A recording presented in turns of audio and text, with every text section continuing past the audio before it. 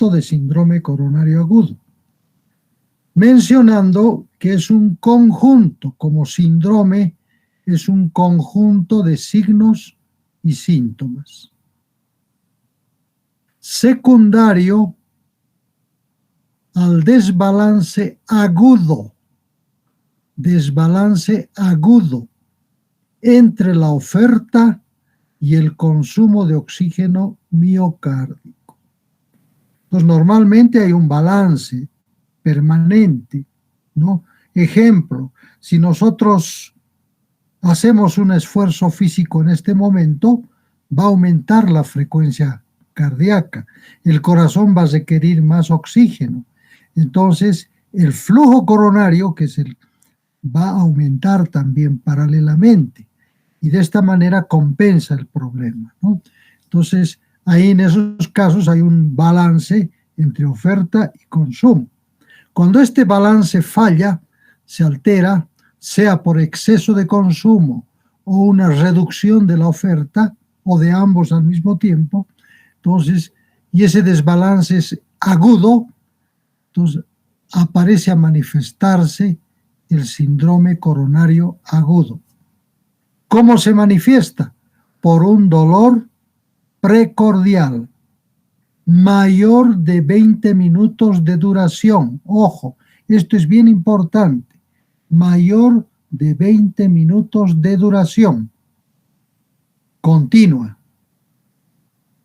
Asociada, ese síntoma principal, con alteraciones neurovegetativas como ser sudoración fría, náuseas, vómitos, mareos, etc.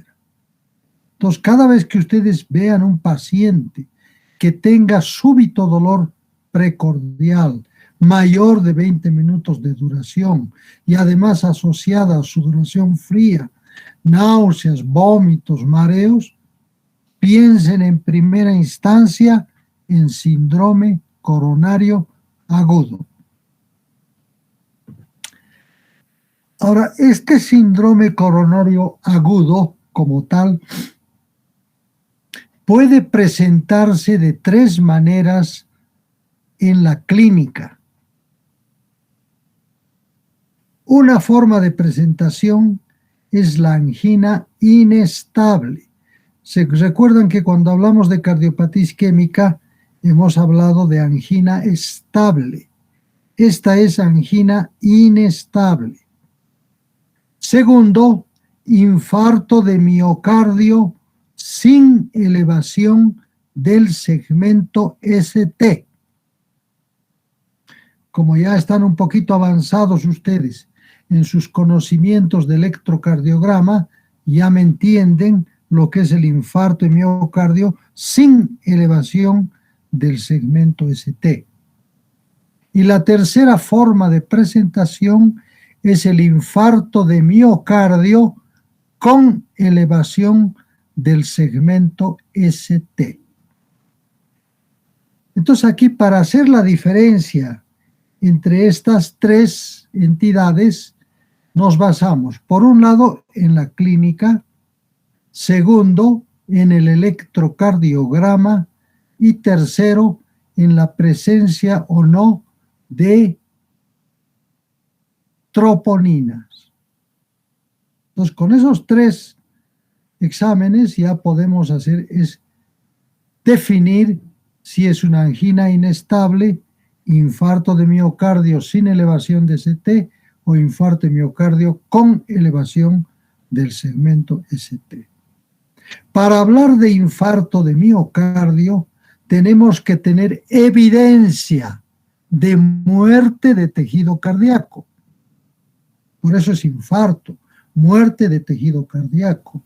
¿Y cómo podemos saber si hay muerte de tejido cardíaco? Con un examen de laboratorio llamado troponina. Si la troponina está elevada, ¿no?, entonces ya es evidencia de que hay un infarto de miocardio. Bueno, y al margen de eso, si yo le hago un electrocardiograma a ese paciente, entonces y ahí veo en el electro que hay o no elevación del segmento ST. Si no existe elevación del segmento ST, hablaré de un infarto de miocardio sin elevación de ST. Si hay elevación de ST, infarto de miocardio con elevación de ST. Y si ninguno de ellos está alterado, ni la troponina, ni el electrocardiograma, entonces hablaré de una angina inestable. ¿Ya? Pero tengo que diferenciarla de la angina estable. Entonces ahora les voy a mencionar ese problema. En cuanto a la frecuencia de presentación de estas tres entidades, están acá indicadas. El 38% de los pacientes se presenta en el servicio de urgencias, en el 38% son anginas inestables. El 25% infarto de miocardio sin elevación del segmento ST. Y el 30% infarto de miocardio con elevación de ST. Ahora, así como las tres tienen la misma signo-sintomatología, también las tres son peligrosas. ¿Por qué? Porque pueden producir lo que se denomina la muerte súbita del paciente. Y se denomina muerte súbita cuando una persona fallece, cuando muere en la primera hora de iniciados los síntomas. Por eso es importante saber a qué hora ha empezado la sintomatología. En la primera hora pueden fallecer entre el 20 al 30% de los pacientes. Entonces es un problema bastante serio. Ahora ustedes se preguntarán, ¿a qué se llama muerte súbita? Se denomina muerte súbita a las personas que fallecen en la primera hora de iniciados los síntomas. Estos pacientes no tienen tiempo ni siquiera para llegar al hospital, ¿no? Entonces, salvo que el hospital esté muy cercano, entonces ahí sí van a poder llegar. Ahora, los cardiólogos, sobre todo los investigadores, se han preguntado ¿por qué mueren estos pacientes tan rápidamente? ¿Por qué entran en lo que se llama muerte súbita? Entonces,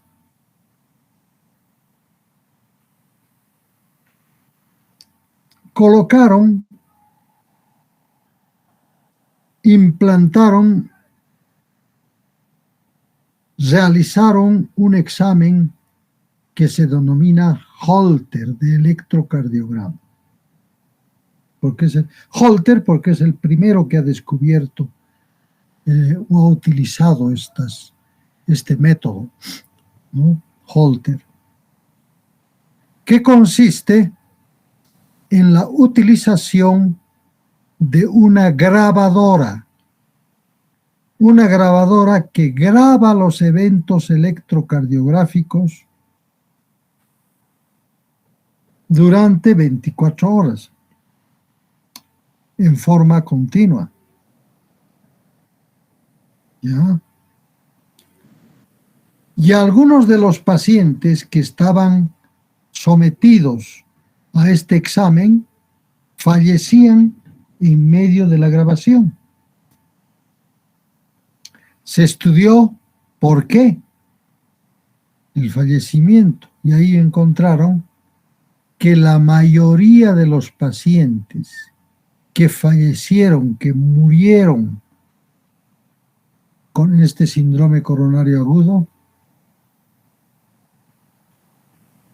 fallecieron por lo que se denomina una arritmia, por arritmia cardíaca en primer lugar. Fallecen por arritmia cardíaca. Ahora, hay dos tipos de arritmia cardíaca. Una son las taquiarritmias, es decir, arritmias con frecuencia mayor de 100 por minuto, y otro tipo de arritmias son las arritmias, las bradiarritmias, con una frecuencia menor de 60 por minuto. En estas taquiarritmias, que constituyen aproximadamente un 80%, 62 más 8, 70%, más estos 12 restantes, 83% en general, el 83% fallecen por taquiarritmias, el 83%, y el 17% restante por bradiarritmias. Y entre esas bradiarritmias están los bloqueos AB de tercer grado, o bloqueos AB completos. Y en el 83% están pues la fibrilación ventricular, otra entidad, la fibrilación ventricular primaria, y una tercera, la torsión de puentes. En la primera, que es la fibrilación ventricular propiamente dicha, va precedida por otra arritmia, que es la taquicardia ventricular, que a su vez le sigue a la presencia de extrasístoles ventriculares. Entonces, primero aparecen extrasístoles ventriculares, luego degeneran a taquicardia ventricular y pasan finalmente a fibrilación ventricular con paro cardiorrespiratorio y, si no se trata a tiempo, muerte del paciente. ¿Ya?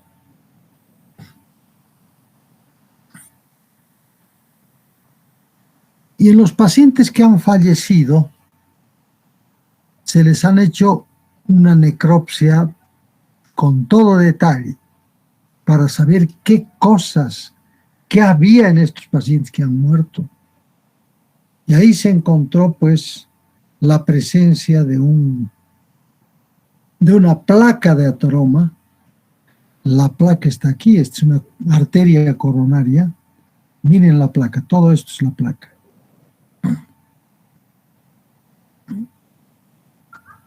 Que ocupa aproximadamente 2/3 de la luz coronaria. Puede ser más, menos, no hay problema. En este ejemplo está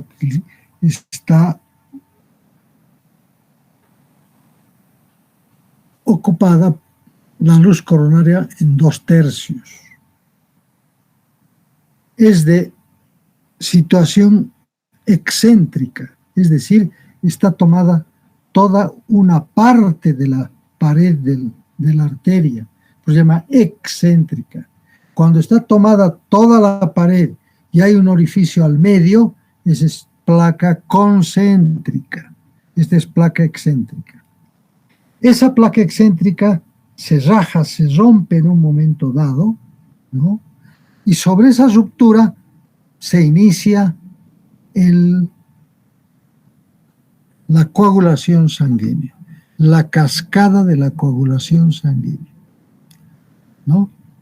Y esa coagulación sanguínea, si bien tiende a tapar el sitio del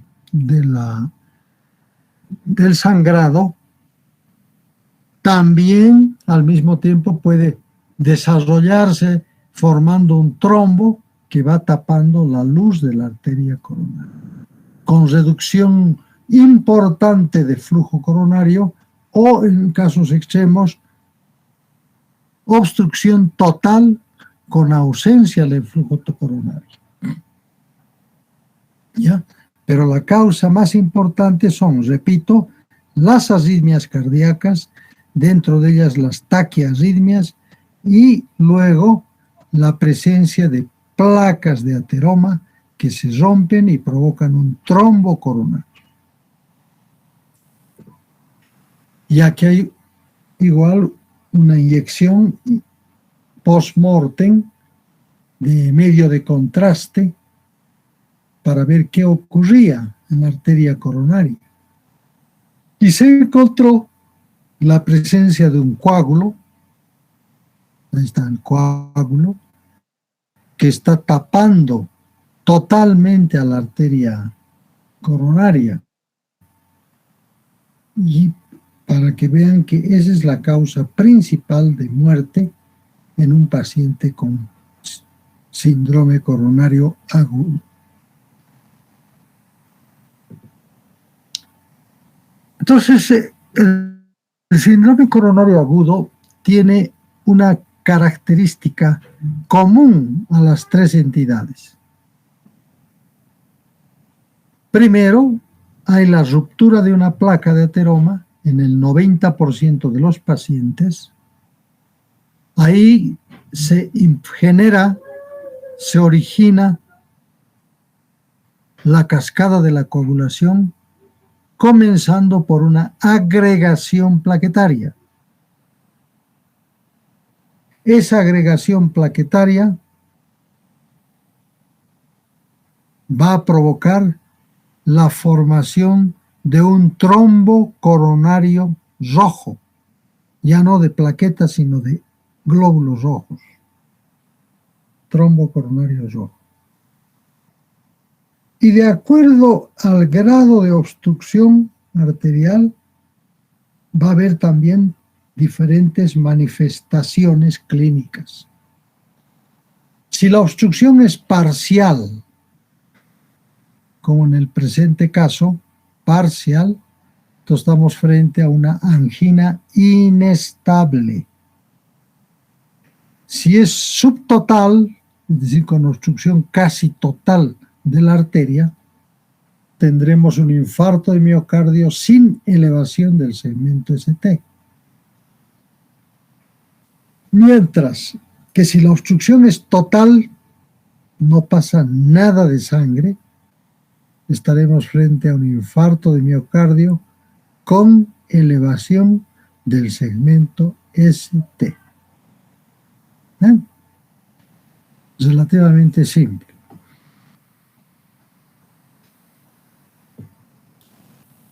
Ahora vamos a hacer un análisis de qué ocurre con el tiempo en un corazón en el cual se le provoca una obstrucción total del flujo coronario, en este caso la arteria descendente anterior o interventricular anterior. Se obstruye, se tapa totalmente a través de una ligadura y se empieza a estudiar la evolución de ese fenómeno de la necrosis. Desde el momento que se produce la oclusión, que es el punto cero, hasta los primeros 20 minutos en tiempo, el corazón utiliza el metabolismo anaeróbico, utiliza sus propias proteínas, ¿no? Y mantiene al miocardio vivo en los primeros 20 minutos. Pasado el tiempo, entre 20 minutos a 60 minutos, en este caso a 1 hora, aparece una zona de necrosis o de muerte de tejido a nivel subendocárdico, por debajo del endocardio.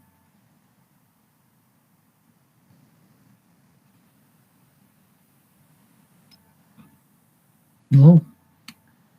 Y, sin embargo, aparece el tejido necrótico que avanza, que se origina a nivel del endocardio, avanza hacia el miocardio y al pericardio. Va avanzando. Entonces la necrosis se produce en la parte endomiocárdica. Y todavía ven, hay tejido vivo que está sufriendo.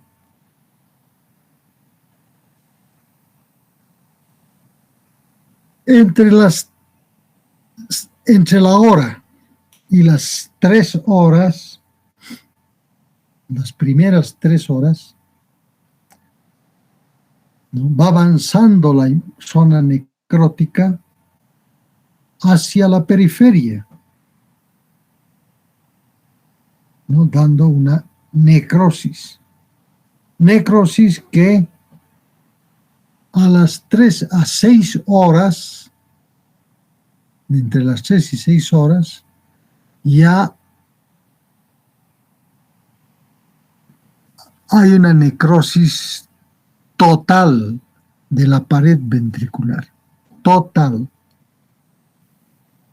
Ahora, si yo quiero tratar a estos pacientes y quiero como objetivo salvar tejido miocárdico, lo tengo que hacer en las primeras 3 horas. Mejor si es en la primera hora, iniciados los síntomas. En ese caso, ya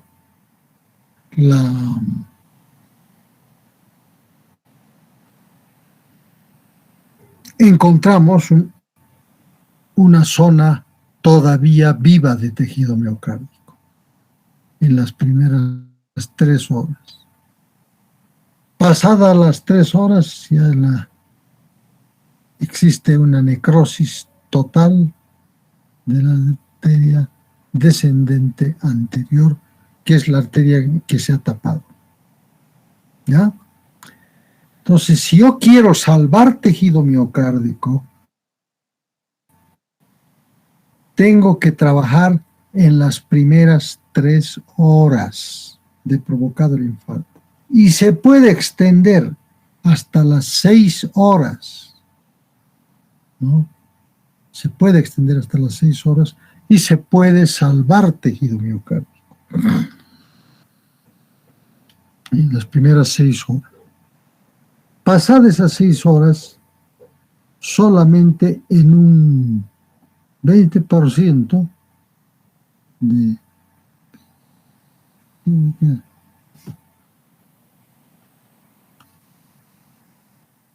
Bueno.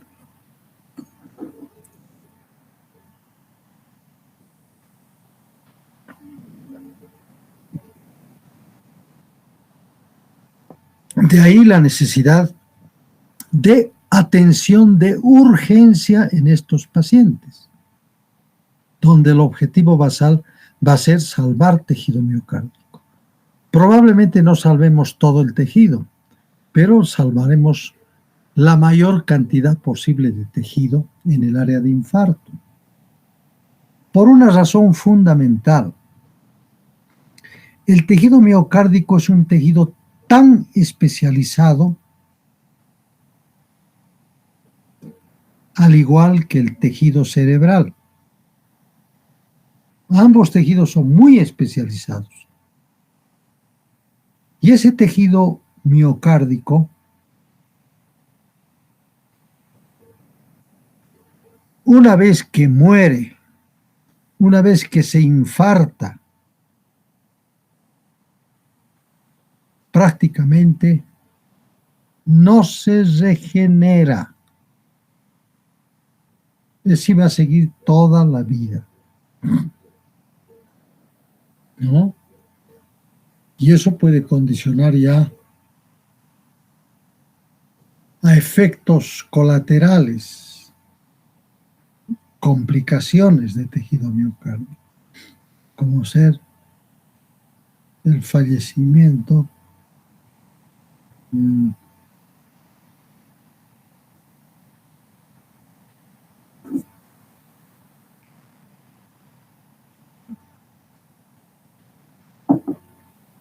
al no haber regeneración, pues tejido muerto que cicatriza, A veces la cicatriz es delgada, se produce un aneurisma ventricular, otras veces se rompe el tejido miocárdico, se produce una pericarditis con derrame hemático, que va a llevar indudablemente a la muerte del paciente, ¿no? Entonces, o una gran disminución del volumen minuto cardíaco. Esos son los problemas que va a tener. Ahora, ustedes se me preguntarán, ¿es la única causa de este síndrome coronario los problemas de aterosclerosis? En ese caso yo les digo no. No es la única causa de síndrome coronario agudo la aterosclerosis. Si bien es la más frecuente, con el 90% de los casos. Hay otras causas que pueden producir síndrome coronario agudo, como las vasculitis, o sea, las inflamaciones de las arterias coronarias. Y esto se divide en síndromes también, ¿no? Síndrome de Leo-Burger, por ejemplo. Otro síndrome de Kawasaki, vasculitis de Kawasaki, ¿no? Son alteraciones que van a simular notablemente al síndrome coronario agudo. También hay presencia de émbolos coronarios, embolia. Y estos émbolos coronarios, sobre todo, son los que están, placas que están ubicadas en la valva coronariana, derecha o izquierda. Ese constante movimiento y cierre de las válvulas que están cerca de las coronarias, pues puede soltarse el tejido infectado de las endocarditis infecciosas, puede soltarse y ir directamente a taponar la arteria coronaria, ¿no? En la endocarditis infecciosa. El aumento de la viscosidad sanguínea. Hay pacientes, sobre todo enfermos pulmonares, ¿no?, que aumentan notablemente el número de glóbulos rojos, al extremo que nosotros hemos visto, hasta 24 gramos por ciento. O sea, un cuarto de la sangre corresponde al aumento de la viscosidad sanguínea. Otra causa, incremento importante en la demanda de oxígeno. Incremento importante en la demanda de oxígeno. Más, por último, siempre ya pensando en los más chiquitos, ¿no?, vamos a tener, por ejemplo, los traumas coronarios. ¿En qué pacientes se producen estos traumas coronarios? En los choferes.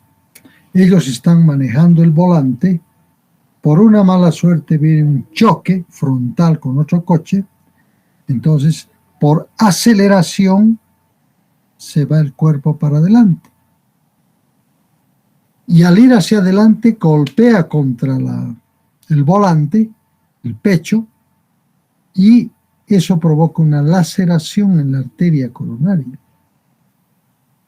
que puede transformarse en infarto coronario.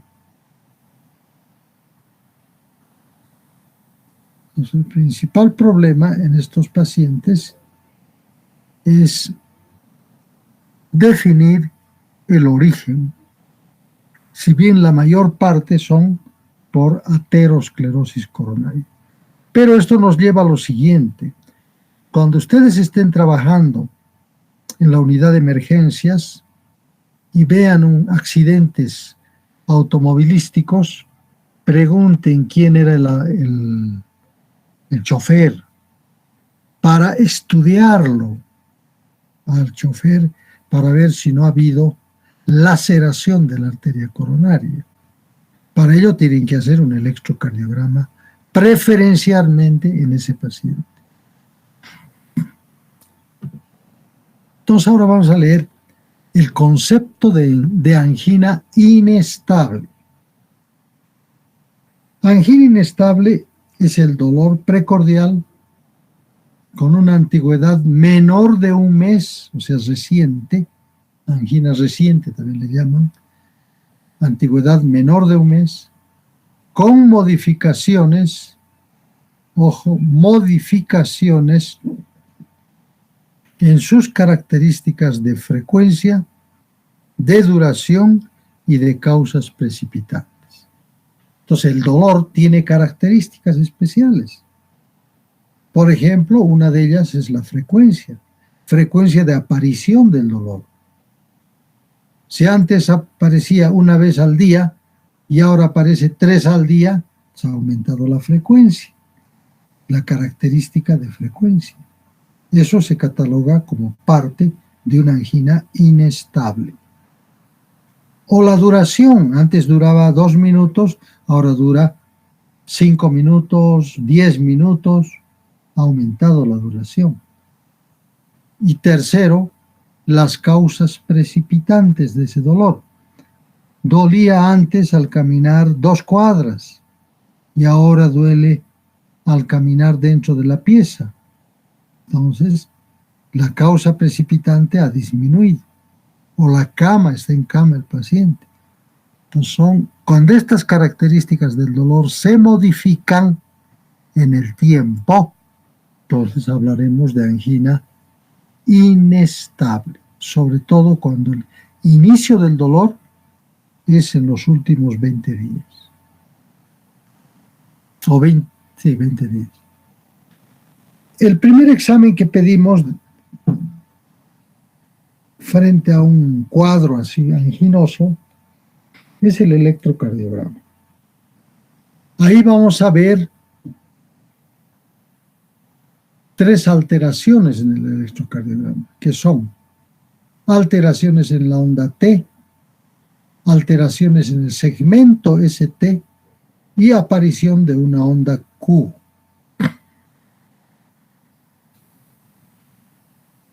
Ahora, según nuestro título dice infarto agudo de miocardio. La otra era angina inestable. Este es infarto agudo de miocardio. ¿Qué significa? Que el paciente, al margen del dolor, ¿no?, provocado por los síntomas de isquemia, puede empezar a tener alguna enfermedad cardíaca. Puede empezar a tener, ya que se trata de una angina inestable. Y puede tener también enzimas elevadas, troponina aumentada. Bien controlado, sobre todo cuando es una lesión fresca, ¿no?, un coágulo en este caso.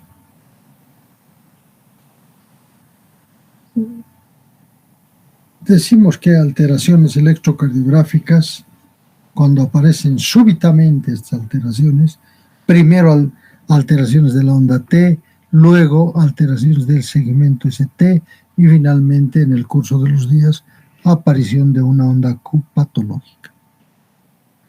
Y la tercera característica para hablar de infarto agudo de miocardio es la presencia de enzimas elevadas, sobre todo la troponina. Antes se usaba, ¿no?, otras alteraciones de laboratorio, por ejemplo, las enzimas CPK-MB, pero se ha visto que es menos específico que la troponina. Por lo tanto, actualmente ya utilizamos directamente troponina.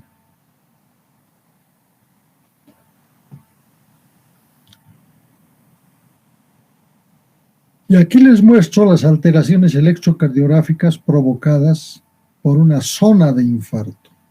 Esa zona de infarto, que es acá la parte negra, no oscura, zona de infarto en la parte central, tejido muerto. Luego, por en fuera de este tejido muerto, está una zona moribunda, que es la que provoca alteraciones en el segmento ST. Vean acá cómo ha aumentado el segmento ST. Y cuando vemos más periféricamente la zona afectada, vamos a encontrar tejido blando, como está aquí, tejido blando, ¿no?, que es la manifestación de onda T negativa. En el primer caso, onda T negativa. Entonces ahí tengo las tres zonas: zona de isquemia, zona de lesión y zona de necrosis. Cada uno con sus características electrocardiográficas. Aquí les voy a mostrar ejemplos de lo que acabo de hablar. Si ustedes ven el electrocardiograma en las derivaciones del plano frontal, ¿no?, podemos visualizar comparativamente entre D1 y D2, D3, ABR, ABL, ABF, ¿no?, que en estas tres derivaciones inferiores, D2, D3 y ABF, hay un supradesnivel del segmento ST.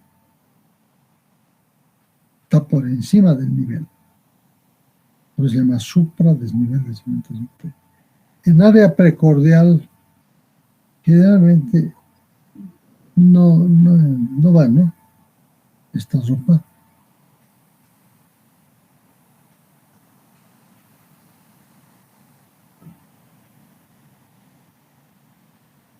En estos casos hablamos, por esa elevación del segmento ST, en un infarto en la cara inferior del corazón, porque está tomando D2, D3 y ABF. En el resto no hay eso. En otros pacientes no se eleva el segmento ST, sino solamente se altera la onda T. La onda T se invierte. Por ejemplo, acá la van a ver en B1, una T invertida, B2, B3, hasta B4. Toda la cara anterior está alterada la onda T y de tipo invertido, con ramas simétricas y punta afilada. Entonces, esta es una señal electrocardiográfica de isquemia, la T isquémica. Seguimos adelante. Aquí vamos a ver ya una onda Q patológica. Se denomina Q patológica cuando la Q está ensanchada, mayor de 4 centésimas de segundo, y profunda, mayor del 25% de la onda R, ¿no? Aquí vamos a ver si hay eso, lo que acabo de decir. Si vemos D2, por ejemplo, aquí hay una onda Q ancha, 8 centésimas de segundo, profunda, no hay onda R. Entonces, esta es una Q patológica de necrosis. En D2 ocurre lo mismo en D3, profunda, ancha, T. Seguimos intencionalmente buscando, ¿no?, si hay otras alteraciones, y vemos que también ahí está en ABF, una onda muy similar, QS con T negativa, y una R prácticamente no existe, onda QS. Entonces hay onda QS en D2, en D3 y en ABF. Por la localización, problema a nivel de cara inferior, ¿no? Con necrosis de la pared inferior. Por eso no se ve R. Ahora, en cuanto al laboratorio, ya hemos dicho, pedimos un examen de troponina. La troponina corresponde a desechos de tejido muerto. Por eso, ese tejido muerto es la zona necrótica, que es muerto y se va desintegrando. Es bastante específica la troponina, que está acá en rojo, esa curva. Para empezar, el inicio o al encontrar una troponina positiva requiere tiempo. No empieza inmediatamente. No. Si este es el punto cero, aparece en las primeras 2 a 3 horas de iniciado el infarto.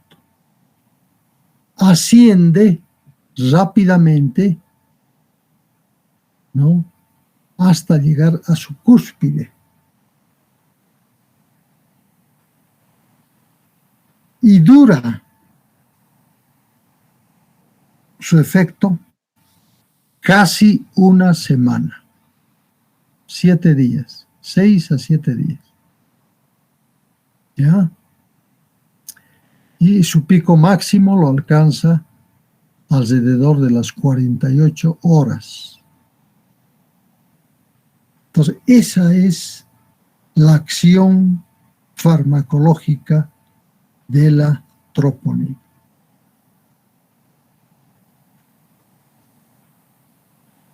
En estos pacientes que presentan laboratorio, hay pues, por lo tanto, una ventana. Hay dolor, pero la troponina es negativa. Eso se llama ventana, donde el paciente tiene dolor, pero sus enzimas están negativas. No significa eso que está muerto el tejido. Hay una parte de tejido muerto. La otra parte de tejido es de 2000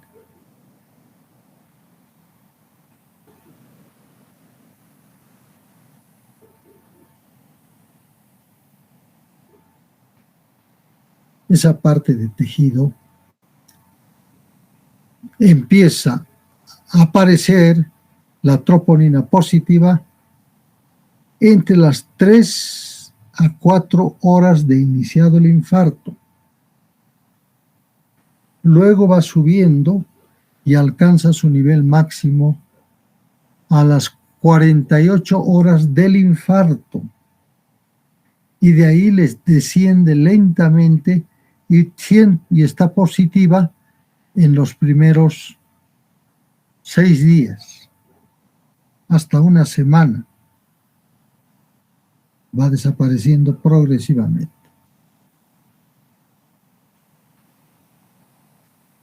En cambio, hay otros exámenes, como por ejemplo la CPKMB. Igual se inicia un poquito tarde, 3 a 4 horas después, alcanza su pico al día, las 24 horas, y desaparece en otras 24 horas. A veces, si un paciente viene con un problema de dolor y le hacemos hacer este examen de troponina al 5.º día, va a dar negativo, pero va a haber dolor precordial. Entonces, ese tipo de pacientes, ¿no?, de aparición tardía,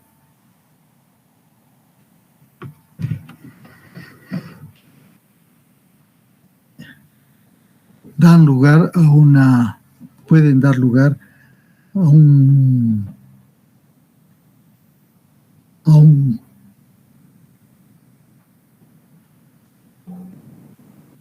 una persistencia de la troponina. ¿Ya? Ahora, ¿qué hacer frente a estos pacientes? Hay lo que se llama el tratamiento extrahospitalario. Es decir, el tratamiento que podemos hacer en este tipo de pacientes fuera del hospital, a cualquier hora, en cualquier lugar donde se presente. Lo primero que debemos dar a estos pacientes es aspirina. Y hemos dicho que en la fisiopatología de la enfermedad aparece una agregación plaquetaria sobre una placa rota. Entonces, para evitar mayor coagulación que va a tapar, va a obstruir la coronaria, le damos aspirina como efecto anticoagulante de esa zona. Llega un tiempo en el cual el paciente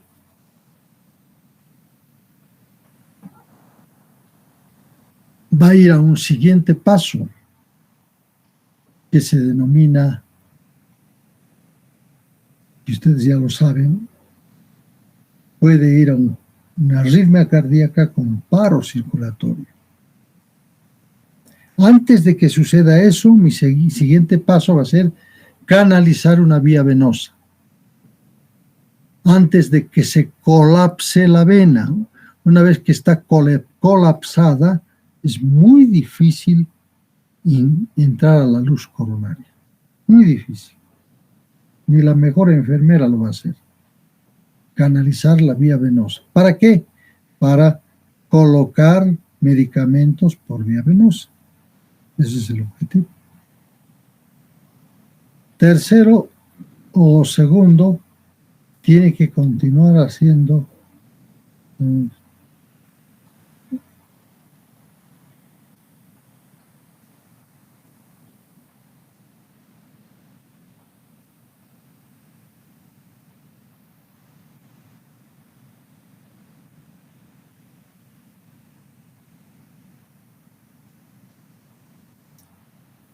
como el problema es de urgencia, entonces debemos llamar al servicio de ambulancias para trasladar a ese paciente. Para ello, llamamos al 165 para que venga lo más rápido posible la ambulancia y podamos trasladar el paciente a un centro de salud, al centro más cercano y más eficiente. Luego damos nitroglicerina, una tableta de 0,6 miligramos por vía sublingual cada 5 minutos como vasodilatador coronario, hasta 3 dosis podemos dar, siempre y cuando la presión arterial esté dentro de los valores normales. Caso contrario, si está el paciente hipotenso, entonces vamos a provocar mayor hipotensión e inclusive un estado de shock del paciente. Ahora, luego ese paciente está con dolor. Lo que quiere es que le calmen el dolor. No le interesa mucho si salva tejido, no salva tejido, nada. Quiero que me calmen el dolor. Y ustedes le calman con el uso de la morfina. Disuelven una ampolla de morfina de 10 miligramos en 9 mililitros de solución fisiológica y se administra 2 a 3 mililitros en 24 horas. Lidocaína al 2%. También si es que aparecen arritmias, entonces podemos dar lidocaína al 2%, 1 miligramo por kilogramo de peso. Esto se alcanza de miligramo por kilogramo de peso. Disculpen un ratito. ¿Hola? ¿Hola? ¿Sí?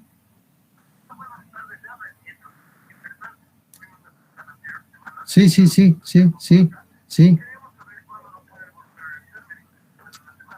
Tenemos que darle un analgésico. Y el mejor analgésico, el más potente, es la morfina. Morfina viene en ampollas de 1 mililitro, que contiene 10 miligramos de sulfato de morfina. Ese mililitro, como es tan poquitito, entonces necesita una jeringa especial, una jeringuita de uso para los diabéticos, ¿no? Pero es difícil conseguir en ese momento. Entonces utilizamos una una jeringa de 5 mililitros, pero para ello tenemos que disolver esa ampollita de 1 mililitro en 9 mililitros de solución fisiológica. Con eso vamos a tener 10 mililitros de solución fisiológica distribuidos en 10 miligramos. De ahí usamos 2 a 3 miligramos, en este caso 2 a 3 mililitros, ¿no?, en vía venosa directa para calmar el dolor. Ahora, si aparecieran arritmias cardíacas, con seguridad que van a ser arritmias extrasístoles ventriculares. Y para las extrasístoles ventriculares utilizamos la lidocaína al 2%. Dosis 1 miligramo por kilogramo de peso. Si pesa 60 kilos, daremos 60 miligramos, que equivalen a 3 mililitros, ¿no? Cada mililitro va a tener, como es lidocaína al 2%, entonces va a tener cada mililitro, va a tener, o sea, 1 centímetro cúbico, va a tener 20 miligramos. Para los 60 miligramos, 3 mililitros, ¿no? Bueno, ese es el tratamiento que debe seguirse, la normativa en pacientes con síndrome coronario agudo.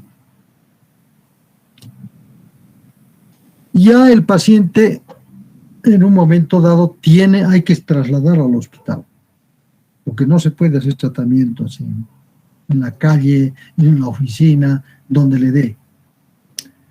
Entonces recibimos al paciente y entre nuestras indicaciones le damos las siguientes indicaciones. Reposo absoluto en las primeras 12 horas. Reposo absoluto. No se levanta ni para orinar, ¿no? Pasadas las 12 horas podemos dar un reposo relativo, ordenar un proceso relativo. Dieta. Nada por vía oral mientras tenga dolor. Si está con dolor, nada por vía oral. Y luego, cuando ya calma el dolor, le daremos dieta blanda. Oxígeno.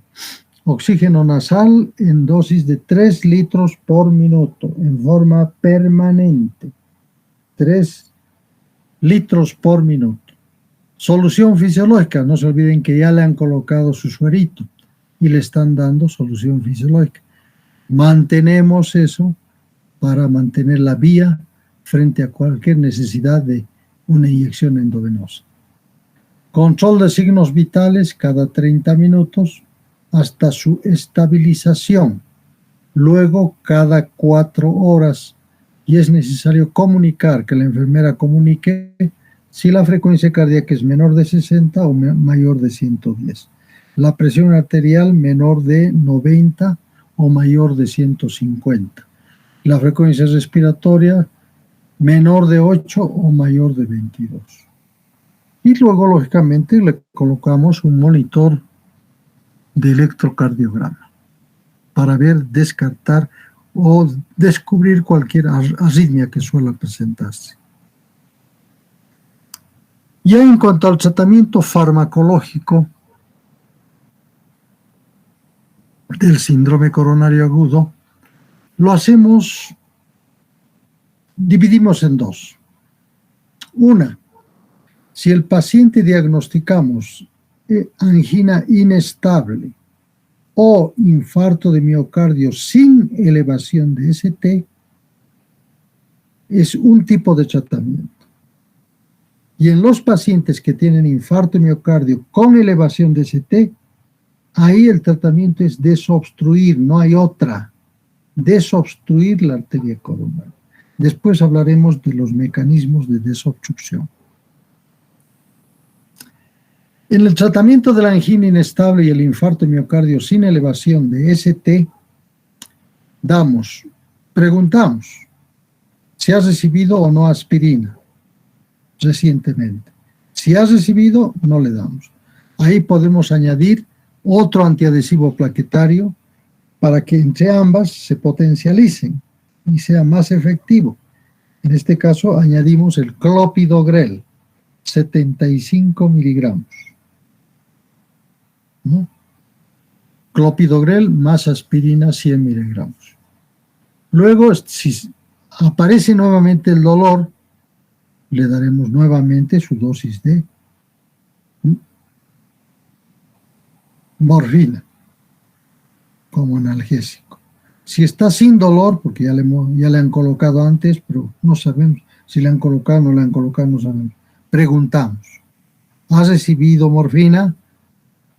Si dice no, entonces le damos la morfina y está con dolor.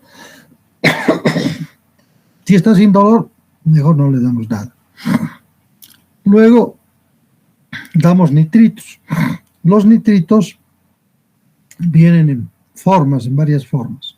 Una de ellas es la vía sublingual, es la nitroglicerina sublingual. El efecto es provocar una vasodilatación arteriolar y venosa, los pequeños vasos arteriales y venosos, pero también tiene cierta acción sobre las arterias medianas, que es la coronaria. Entonces puede abrirla un poquitito, provocar una ligera vasodilatación. Anticoagulantes, ya no nos olvidaremos de que se ha desencadenado o está actuando en ese momento la cascada de la coagulación sanguínea, aumentando los coágulos intravasculares, provocando alteraciones de flujo. Entonces tenemos que dar anticoagulantes.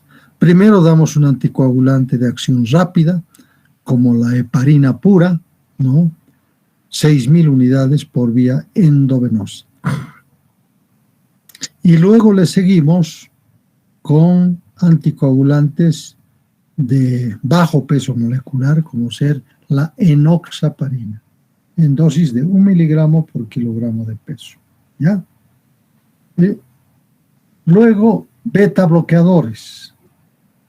Los beta bloqueadores actúan fundamentalmente, ¿no?, reduciendo la frecuencia cardíaca, porque no se olviden que la frecuencia cardíaca aumentada aumenta el consumo de oxígeno. Entonces, para ello, reducir la frecuencia cardíaca es reducir el consumo de oxígeno. Y tenemos que dar, en estos casos generalmente damos atenolol por vía oral y controlamos la frecuencia hasta que llegue a 60 por minuto. Cuando llegó a 60 por minuto, diremos que está bien beta bloqueado ese paciente. Luego, al día siguiente ya podemos empezar a dar IECAS, ¿no?, inhibidores de la enzima convertidora. Damos IECAS en dosis bajitas, ¿no? 2,5 miligramos cada 12 horas, unos 2 días, 3, luego vamos a 3 miligramos, ¿no? Y de esta manera, pues con los IECAS aumentamos progresivamente la dosis para no producir hipotensión. El efecto es reducir la poscarga, es decir, el esfuerzo que tiene que realizar el corazón para perfundirlo, ¿no?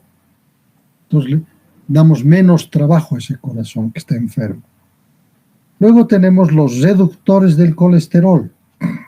Se ha visto que el uso de atorvastatina, que es un reductor de colesterol, tiene ciertos efectos antiinflamatorios en la primera etapa. Entonces, por eso le damos atorvastatina en alta dosis. Alta dosis significa 80 miligramos por día. Eso va a reducir la inflamación provocada y va a empezar a mejorar el paciente reduciendo el colesterol sanguíneo. Y en pacientes de alto riesgo, indicaremos de inmediato coronariografía para ver cómo está el estado de la coronaria y cómo realizar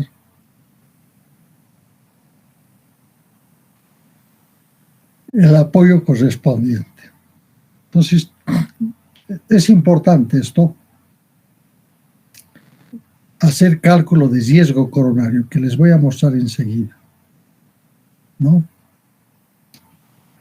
Todo paciente que ingresó al servicio de emergencias puede permanecer en el servicio de emergencias hasta 8 horas.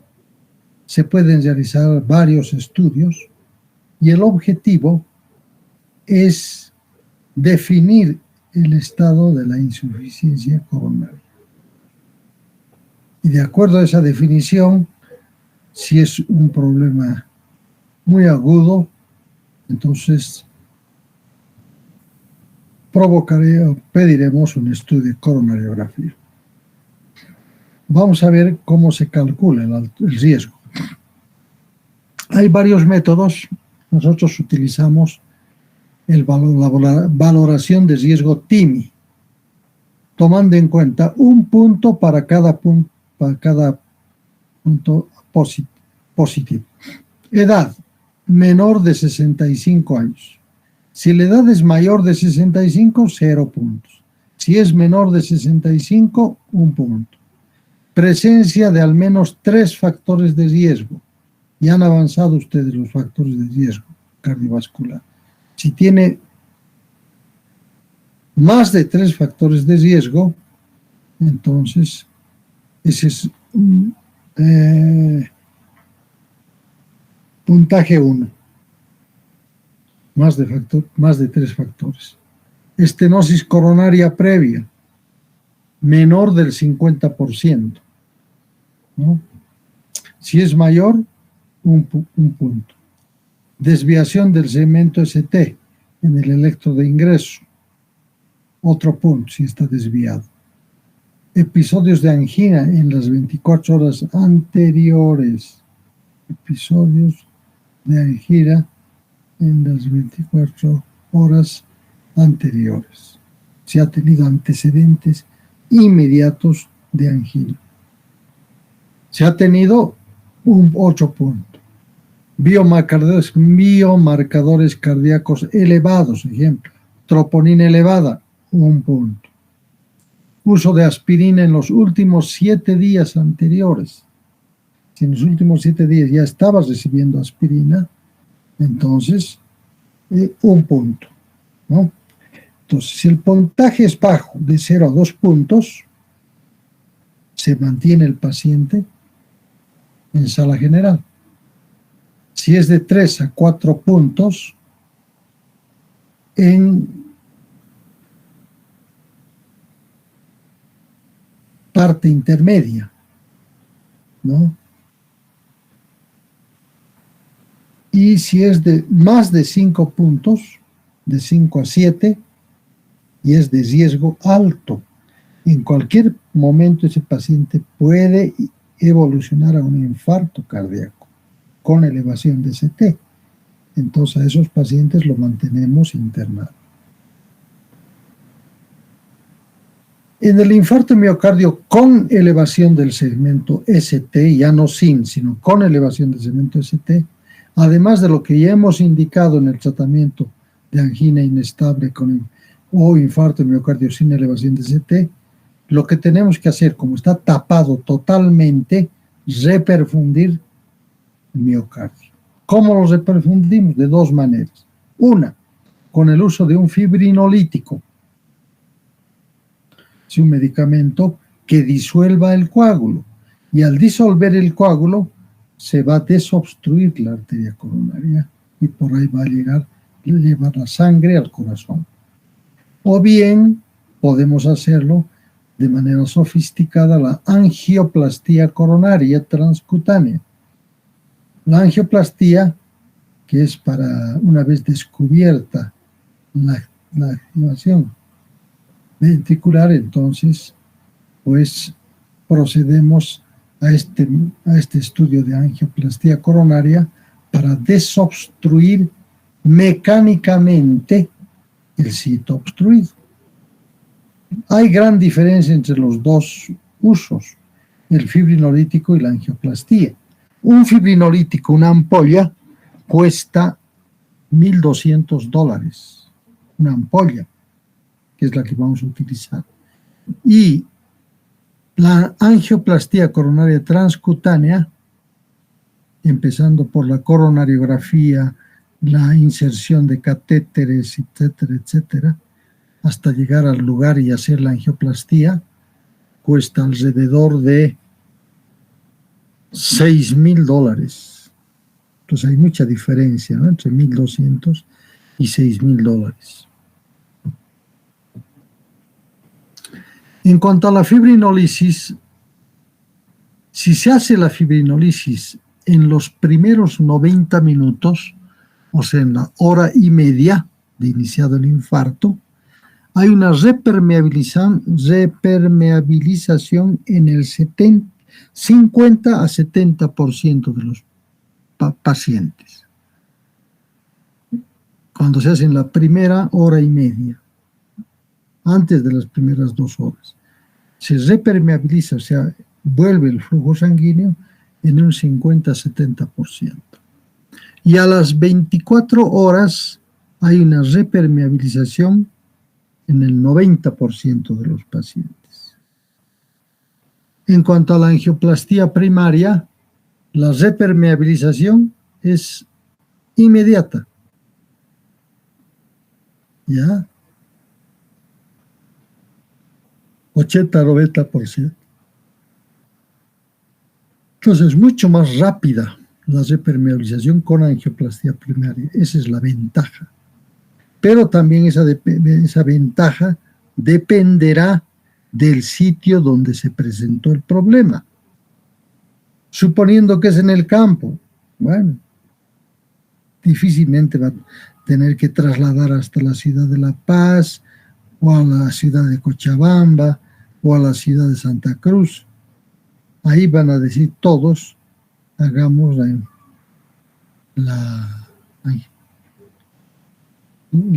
tratamiento inmediato, que es con fibrinolisis, ¿no? Es mucho más fácil levantar la mano, agarrar la ampolla, disolverla con solución e inyectar.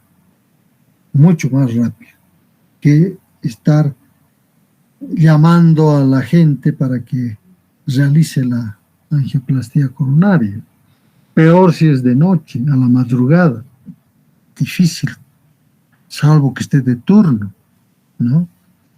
Entonces hay esas diferencias. Aquí hay un cuadro comparativo entre la acción por el uso de tratamiento fibrinolítico y por el uso de angioplastía primaria.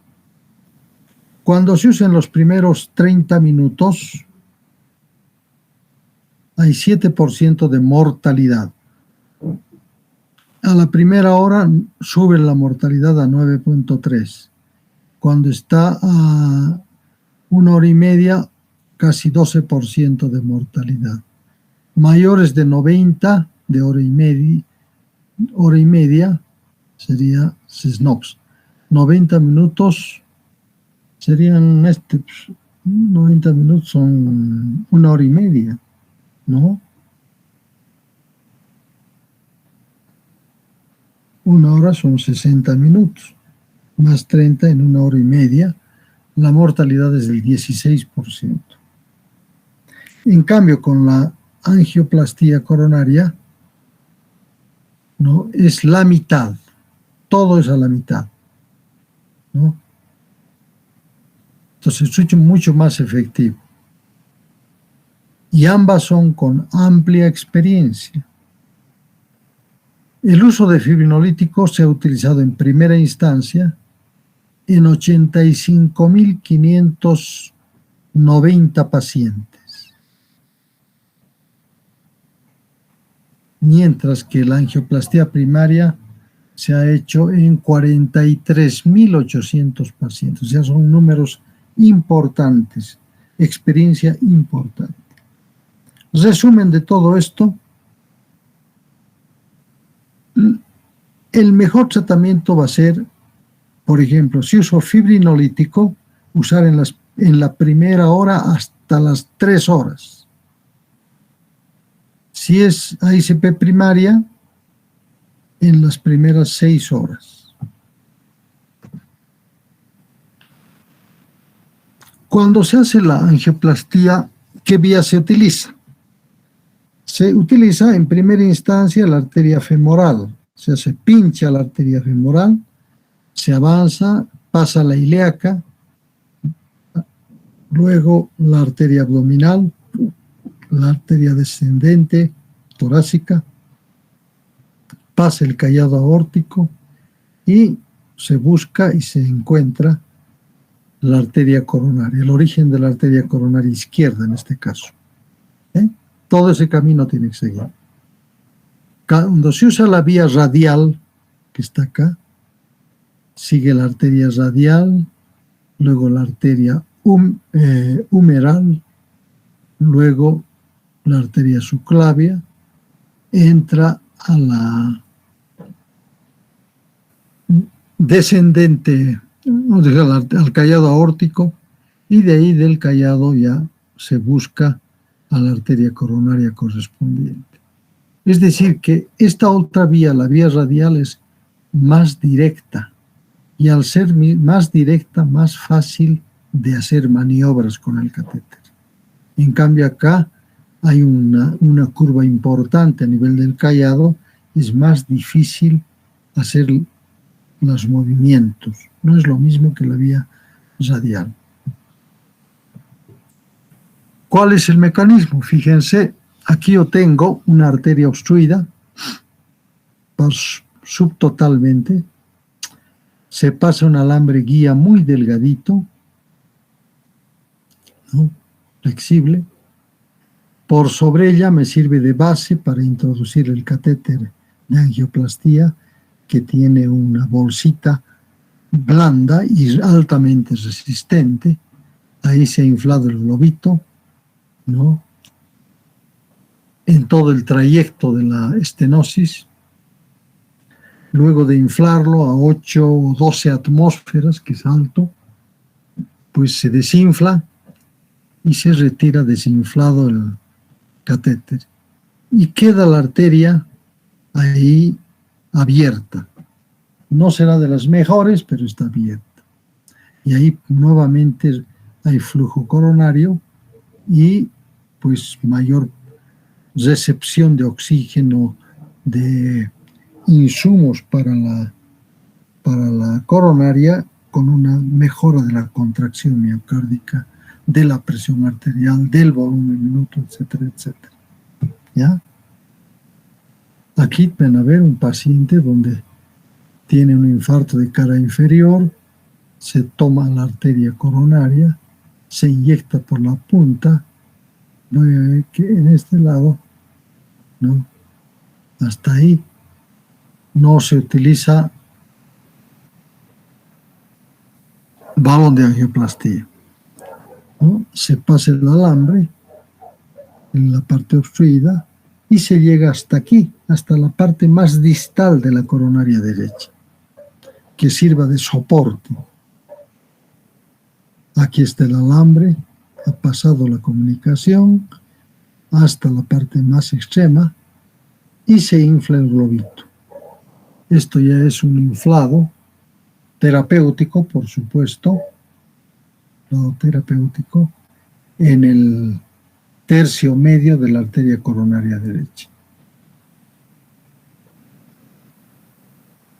Luego se saca el catéter y se hace la inyección de prueba y se ve indudablemente una preciosa arteria con llenado completo de la coronaria derecha.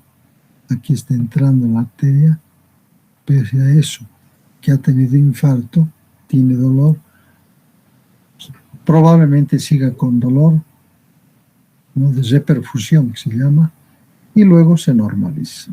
Pero vean cómo se ha podido abrir la arteria coronaria. Estos son los tiempos requeridos para un buen tratamiento del síndrome coronario agudo.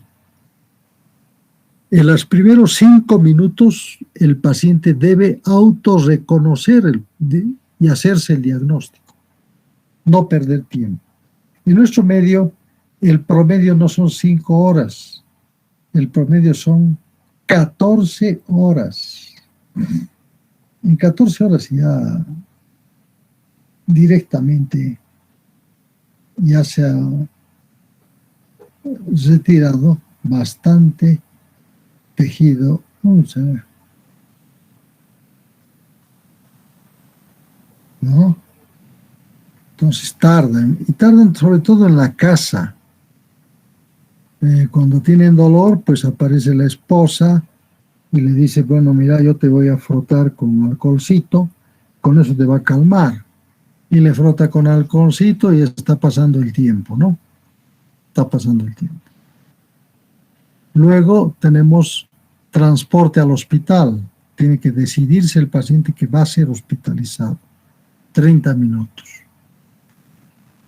Aquí está el tiempo puerta-aguja, o sea, toca la puerta y le colocan la inyección, 30 minutos. Es muy rápida la colocación de este fibrinolítico. Y si no, se hace un puerta-balón de 90 minutos para hacer la PTCA. También cuanto más antes se haga, mejor. Se hace en ese lapso un electrocardiograma para confirmar el diagnóstico clínico de síndrome coronario agudo. Ingreso al hospital e inicio de tratamiento. En el inicio de tratamiento, ¿no? Siempre dejan un pedacito para el dueño principal. Muy bien, con eso hemos terminado el tema de síndrome coronario agudo, que tiene sus situaciones muy especiales. Hay que reconocerlo lo más pronto posible. Si es posible, enseñar al paciente cómo debe reconocer, cómo debe tomar la presión, etcétera, y cómo el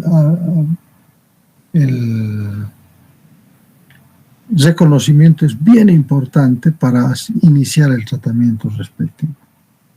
Cuanto más tarda, menos posibilidades de rehabilitar a ese paciente. Muy bien, con eso hemos terminado el tema.